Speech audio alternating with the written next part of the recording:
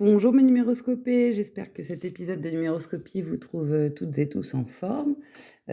Pour certains, certainement déjà en vacances, pour d'autres peut-être bientôt, pour d'autres c'est l'heure du retour. Enfin bref, j'espère juste que vous êtes en pleine forme et que vous allez bien, que vous n'avez pas trop subi ce mois de juillet qui a été, je pense, un peu difficile pour tout le monde, hein, puisque c'est quand même un mois sur lequel on a été dans des chaleurs inhabituelle, en tout cas, extrême par rapport à là où on vit habituellement. En tout cas, si vous habitez en France, si vous avez vécu ce mois de juillet en France.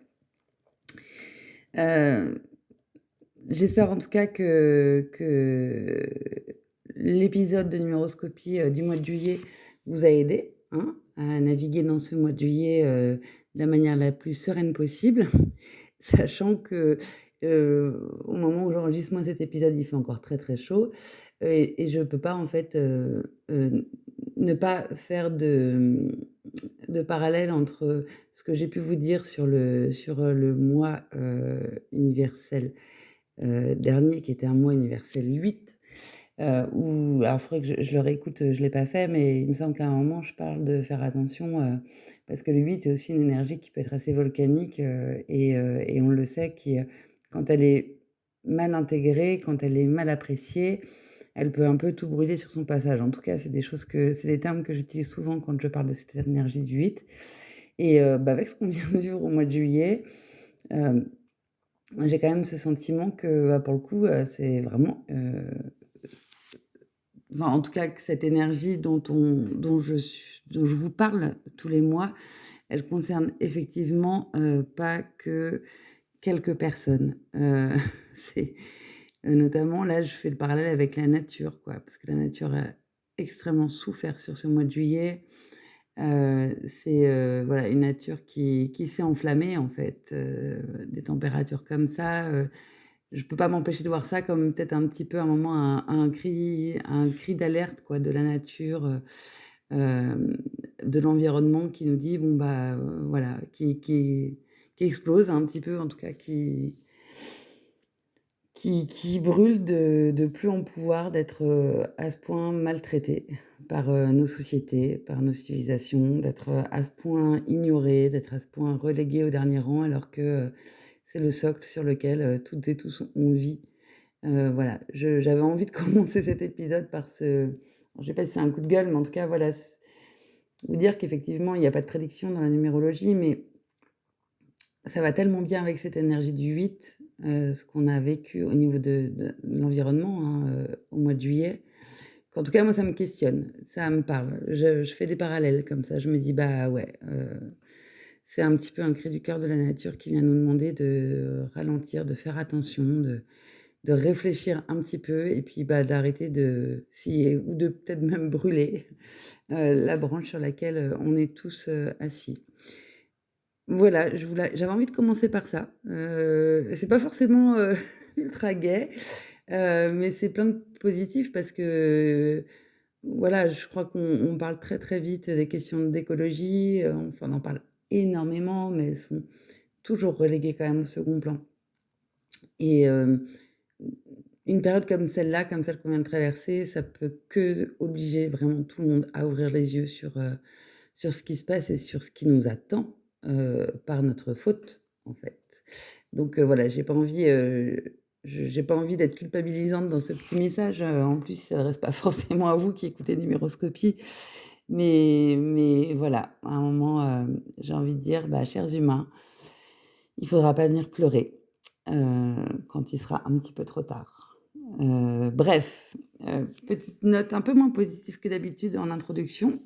Peut-être parce que, bah, j'ai trouvé ça un peu compliqué ces dernières semaines, de gérer la chaleur, que ce soit, à notre niveau, au niveau des enfants, au niveau des tout petits, au niveau de tout ce que c'est venu, perturber en fait, dans nos habitudes, et à quel point ça nous demande du coup de réfléchir et à nos habitudes et à la manière dont on vit dans notre confort occidental en tout cas.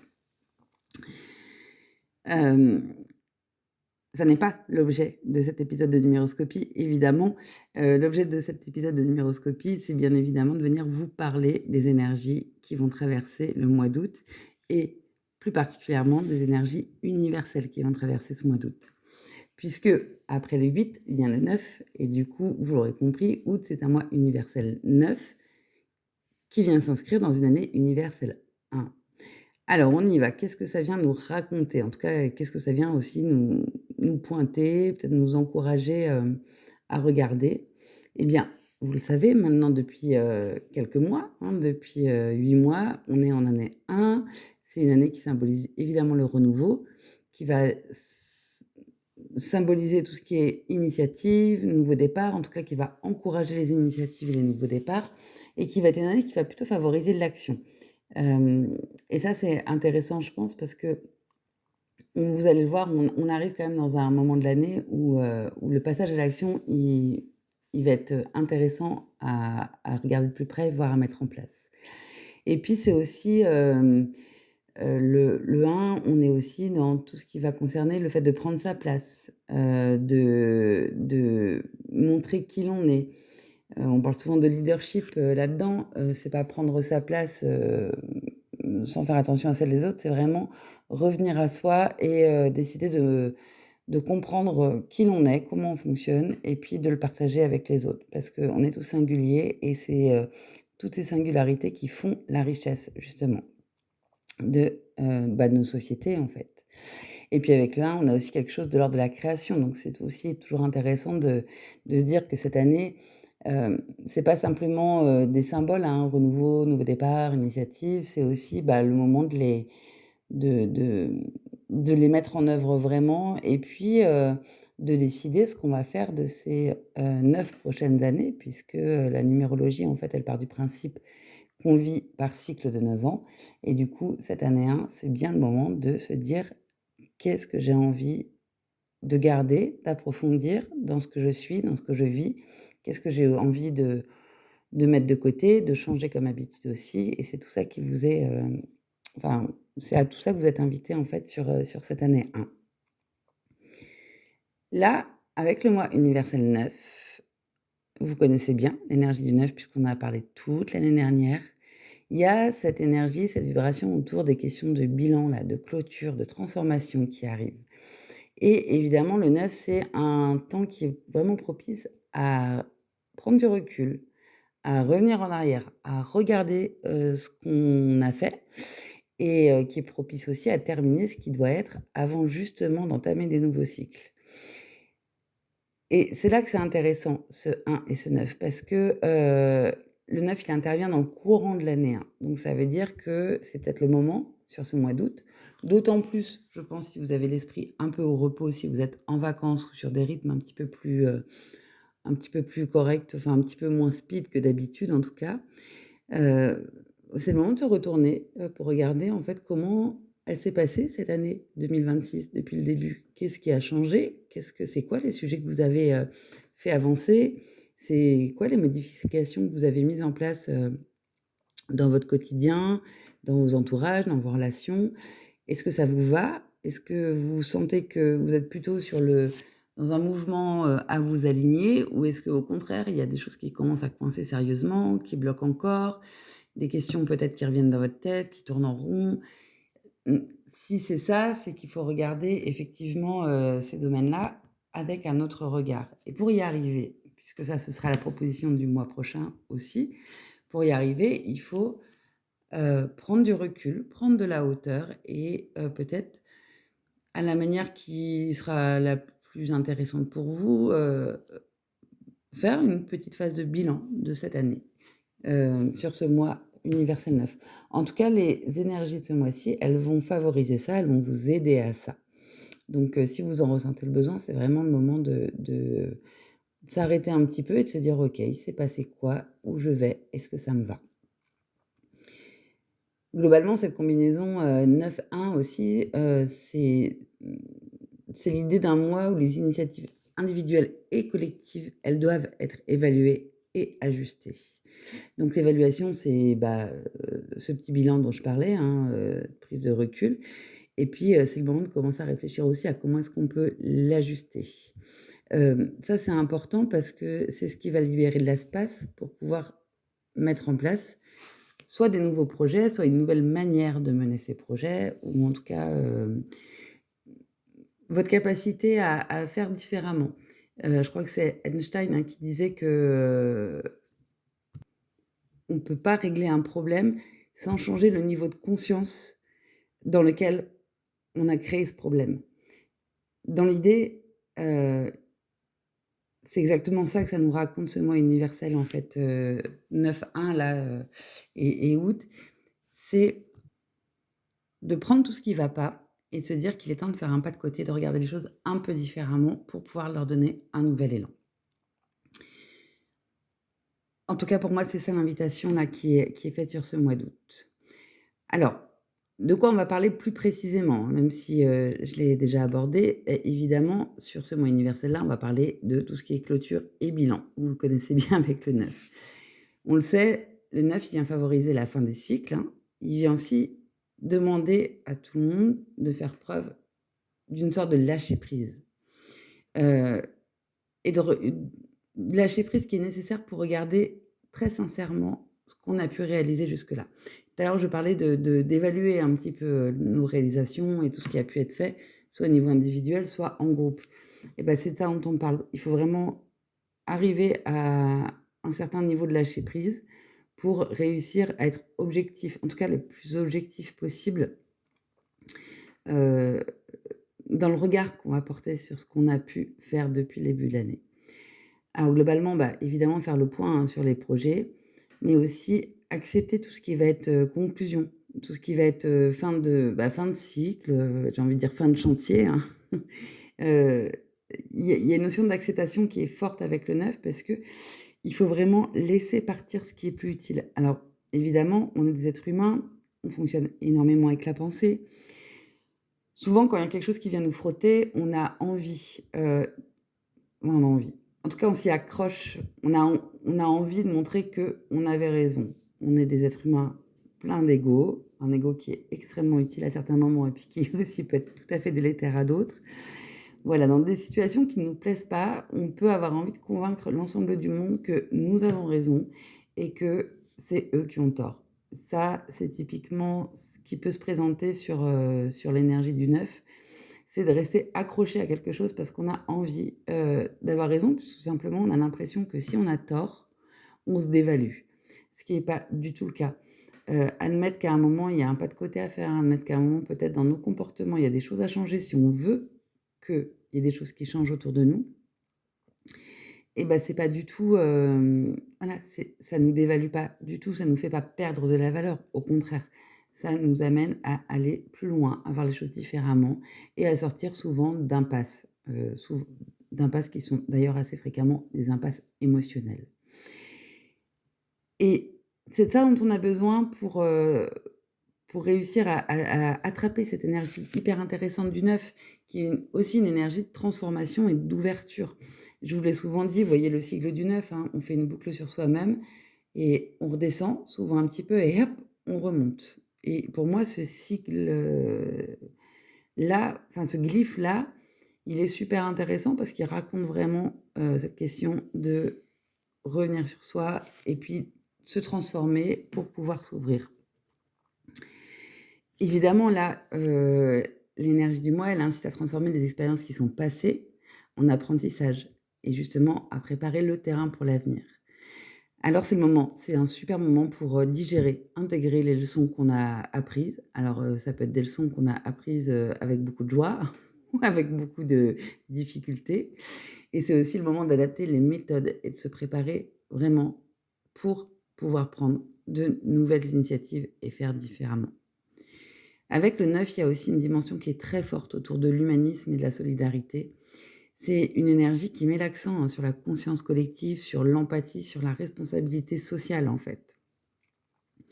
Là, sur ce mois d'août, évidemment, on l'est encore plus que d'habitude ou alors ce sera encore facilité par rapport à d'habitude. Mais en tout cas, l'idée, c'est d'agir avec le plus de bienveillance possible. Et là, je rappelle que quand je parle de bienveillance, je parle pas juste d'être sympa. Je parle de prendre l'autre en compte, de faire attention aussi à l'autre, de s'ouvrir à lui pour, comprendre quels sont ses besoins, ses attentes et pouvoir y répondre du mieux possible et parfois y répondre le mieux possible, c'est simplement d'accepter qu'on n'est pas en capacité d'y répondre. Ceci dit, il y a cette énergie de soutien, du collectif, qui est importante avec cette énergie-là du neuf. Et puis, c'est un bon moment aussi pour, réaliser que chaque action, chaque chose qu'on fait, ça peut avoir un impact sur les autres. L'impact, il peut être neutre, il peut être positif, il peut être négatif. Ça, c'est à nous, en fait, d'en faire ce qu'on a envie que ça devienne. Avec le neuf et cette énergie, on a vraiment aussi une dimension de détachement et de libération. Détachement notamment dans nos anciens schémas, détachement par rapport à des conflits, détachement aussi par rapport à des dépendances qui peuvent nous pourrir la vie. Hem, Là, vraiment, l'idée, c'est de se libérer de ce qui freine soit le collectif, soit soi-même et pour y arriver, réussir à s'ouvrir à la tolérance et pourquoi pas à être un peu plus dans le pardon que d'habitude. Heu, Ça nous demande d'être empathique, en fait, le neuf. Ça nous demande vraiment ça et puis, en se mettant dans ce type de posture, en fait, individuellement, mais vraiment dans nos interactions avec les groupes qui nous entourent, ça peut vraiment faciliter l'émergence d'une vision un petit peu plus globale que d'habitude et ça, c'est hyper intéressant parce que c'est avoir cette vision globale, ça va nous permettre d'anticiper mieux pour l'avenir. Alors évidemment, là, je viens de vous dire que c'est un mois qui tournait plutôt vers les fins, mais il permet surtout d'anticiper les nouvelles directions et d'élaborer une vision un peu stratégique pour la suite. C'est un temps de pause. Hem, c'est un temps qui est peut-être moins réflexif que quand on a de l'énergie 7, qui nous entoure. Mais en tout cas, c'est un moment qui est hyper stratégique pour savoir un petit peu comment est-ce qu'on a envie d'orienter les choses. Donc moi, je vous invite à vraiment observer, hein, les dynamiques qui se passent autour de vous, les dynamiques collectives, en fait. Heu, Regardez comment est-ce que les gens interagissent. Est-ce que vous sentez qu'il y a plutôt, du bien-être, en fait, dans les groupes desquels vous faites partie? Ou est-ce que vous sentez que c'est plutôt de la tension?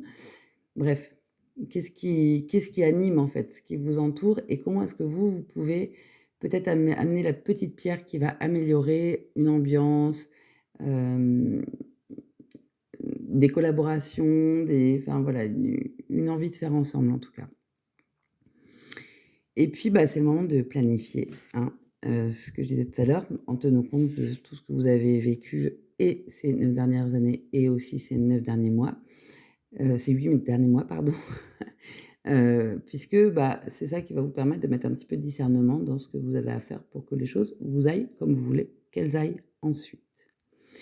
Donc voilà, sur ce mois de d'août, l'idée c'est d'être vraiment dans de la clôture, la transformation, mais aussi très ouvert à l'autre, d'être dans une énergie générale qui va être plus altruiste, qui va plutôt viser à évoluer qu'à rester bloqué un peu dans le passé ou dans des schémas, qui fonctionnent pas super.